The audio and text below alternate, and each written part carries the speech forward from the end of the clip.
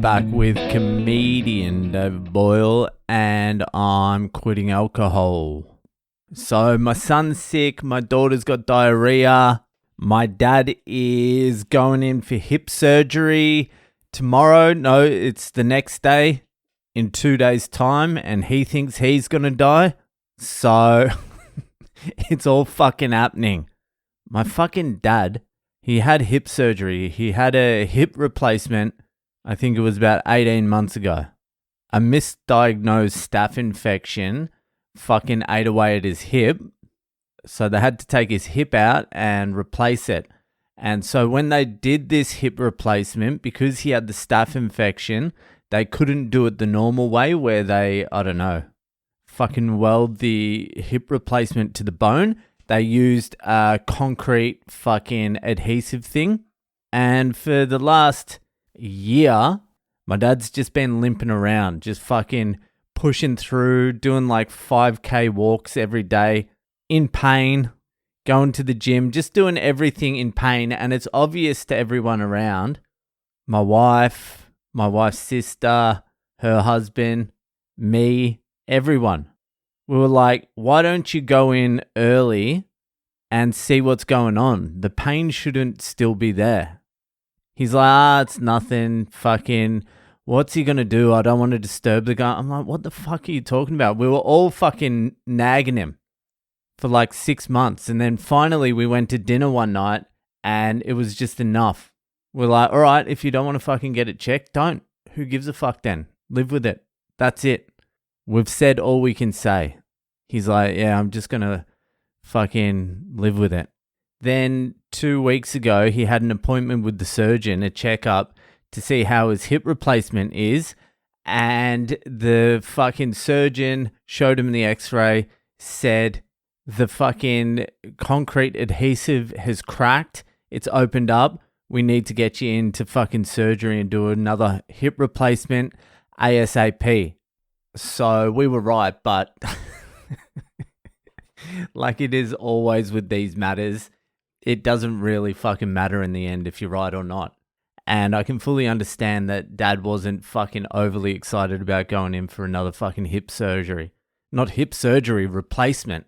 And it may have worked out in his favor that he left it a little bit longer because he's been back at the gym, he's been building muscle. He's looking good. He's got fucking a lot of his muscle back. Before his first hip replacement, he just looked like an old man. He was just like skin and bone, but now he's looking strong again. So he's getting the replacement on Friday, and you can tell he's nervous. His dad, my grandpa, he passed away at 67. My dad is 67, and dad's very superstitious as well. So he's like, the numbers aren't looking good. He's very nervous, mainly because of the 67 thing. He'll be fine. It's just going to be like a fucking 3-month recovery. That's not as exciting. But this time, because the staph infection's fucking completely gone, he'll get it put directly onto the bone, so grafted onto the bone or whatever it is.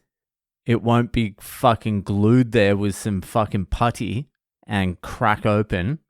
So he can go through a full, proper recovery. I'll probably try and catch up with him tomorrow just in case, just in case the curse of the Boyle 67 fucking strikes him down. My son's had a fever for 3 days and I took him down to the doctor today. I knew what the doctor was going to say.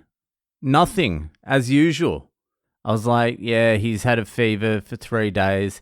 She's like, what are the other symptoms? No other symptoms. He's just hot. She's like, what have you been giving him? I'm like, just some Dimedon, Panadol, whatever the fuck. She's like, yeah, good. And then she's like, he might have influenza, the flu. I'm like, oh yeah. So if he has the flu, then what's the treatment? She's like, just treat the symptoms, just do the same thing, Dimedon, Panadol. I'm like, well, so what was the point of coming here? I didn't even want to take him. I knew what the fucking doctor was going to say. My wife was stressing out. Take him. I'm like, look, how many more times do I need to tell you these doctors are useless? And my daughter got fucking sent home from childcare with diarrhea, which means she won't be going to childcare tomorrow either. It's all happening in the Boyle household. And to be honest with you, I've got a little bit of a sore elbow. I don't know what it is. It's slightly tender. And my index finger is a little bit jarred. I've been thrown way out of my routine this week. No fucking gym, no jits yet. But I'm hanging on. I did a little bit of kettlebells today just to fucking get through it. Anyway, no Boyle Breaks history this week.